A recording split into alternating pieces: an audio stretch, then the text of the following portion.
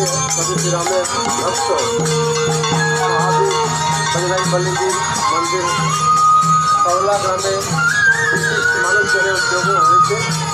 আমি খুবই আনন্দিত এই গ্রামের মানুষরা যেভাবে ভক্তিপরায়ণ হয়ে এই মন্দিরকে স্থাপনা করার জন্য এবং এই স্থাপন অনুষ্ঠানে উপস্থিত হয়েছে।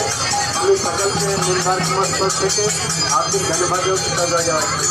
সনাতনীদের একটা বিশেষ পরিচয় আছে, এইখানে মানুষ যেভাবে